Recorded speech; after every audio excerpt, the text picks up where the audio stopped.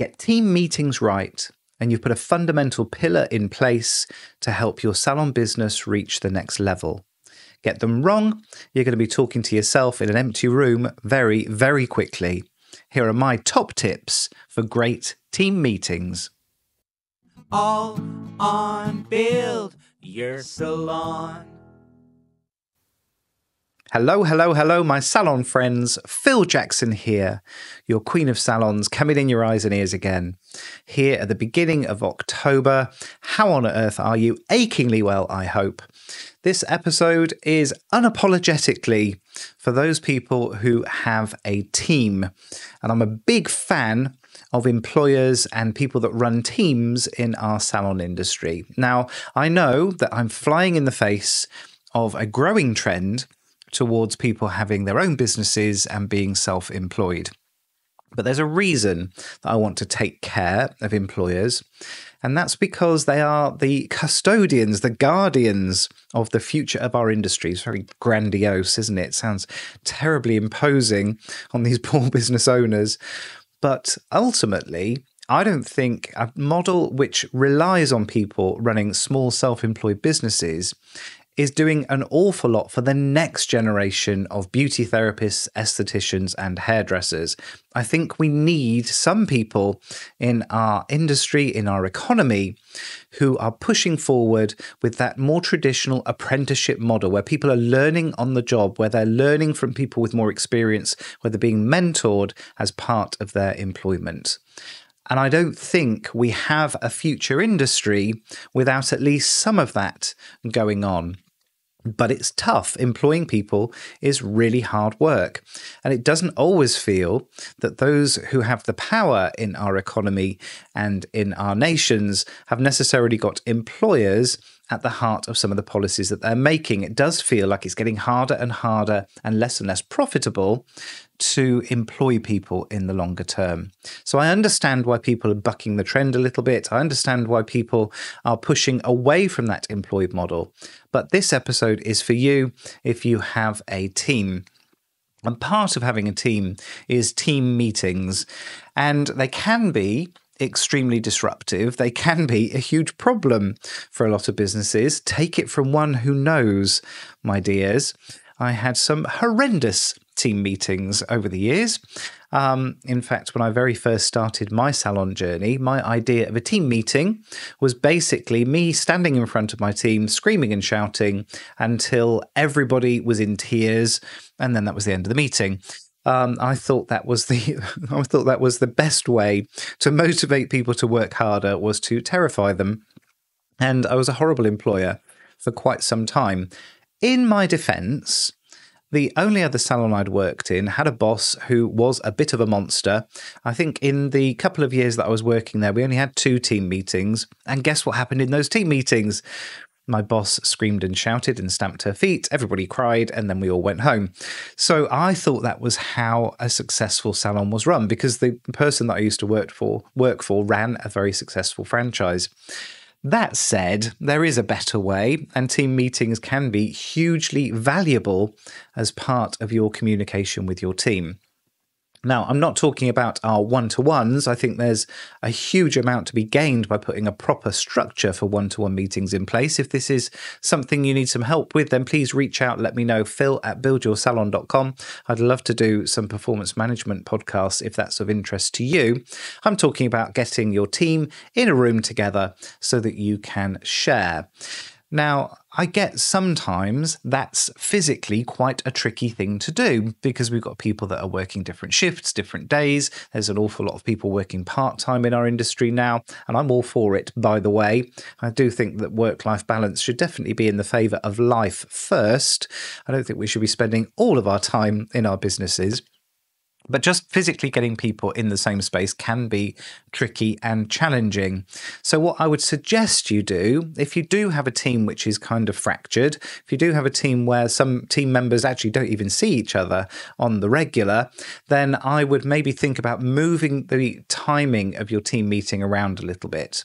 So unless it's important enough for you to want to pay everyone to come in for the team meeting, what I would say is maybe have a team meeting on a Tuesday morning morning, and then the next team meeting, perhaps move it to a Friday. So you catch different parts of the team each time, and then just make sure that you're keeping really good notes and communicating what went on in the team meeting with whoever could not make it.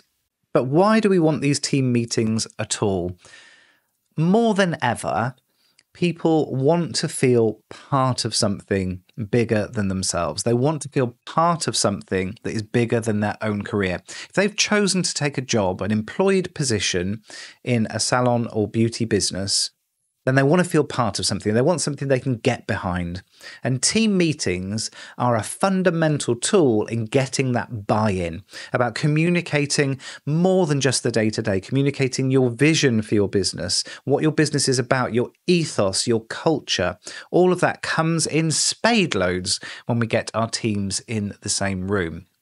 It's also, incidentally, a brilliant way of squishing the gossip. If you've got a bit of news that you want everyone to hear at the same time, then a team meeting is the best place to do it, rather than you whispering in one person's ear and then passing it on to two people. And then by the time everybody in the team has got the message gets very convoluted. It's like that game we used to play when we were at school, isn't it? But also, I do think that team meetings should be a meeting. It's not a lecture. It should be a two-way communication. And we're blessed in our industry. We have so many people who have tons of creativity, but I don't see us tapping into our team's creativity enough when it comes to the business. If you're really stuck for an idea for an autumn promotion in your business, by the way, your autumn promotion should be done and dusted by now, just saying. But if you're really struggling with ideas for an autumn promotion, ask your team. Make sure they understand that this is a consultative process, that you're looking for their ideas to maybe take on board. Just because they come up with something doesn't necessarily mean it's going to happen. But for them to feel listened to, for them to feel their ideas are taken seriously, and for you to stop looking at a blank page, struggling for inspiration, can be so valuable. So valuable in the running of your business. So tap in to your team's creativity. It's not all plain sailing, of course, with team meetings, and I know that I've had some very negative experiences. I can think of one or two team members who did that wonderful thing with their body language where the legs are crossed and the arms are crossed and they won't make eye contact with you. It all feels a bit of a chore, lots of eye rolling and huffing and puffing.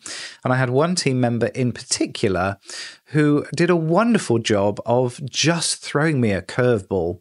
You know, I'd be holding what I thought was quite a positive team meeting, something that was getting everybody excited about what was coming up in the business. And then she would throw something into the equation which was really negative and just kind of, excuse my French, piss on my barbecue a little bit, spoil my meeting and demotivate everybody. So what can we do in those instances? Well, if you've got somebody who's really negative, then call them out on it.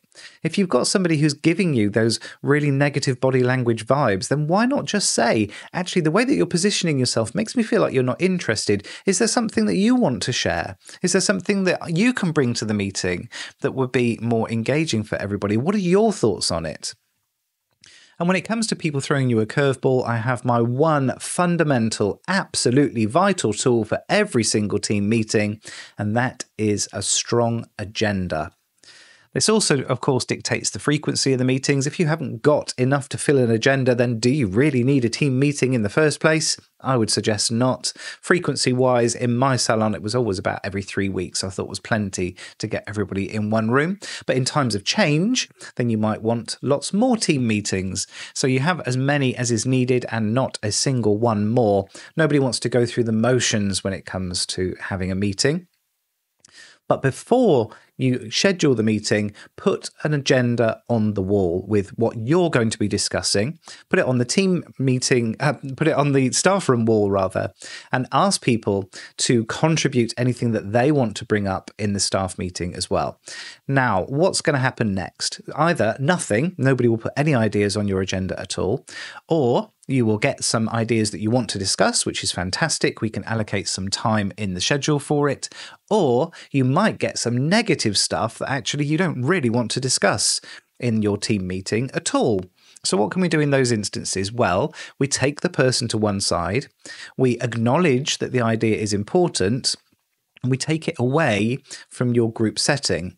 So basically what I would say is, Nelly, I see that you put something on the agenda about people not clearing up after themselves and that making it not a very nice work environment, and you wanted to discuss that as a group. I think this is really important, but I'm worried in our team meeting, we're not going to have enough time to give it the air that it needs to discuss it properly. So how about you and me and Betty sit down separately in a meeting dedicated to that topic?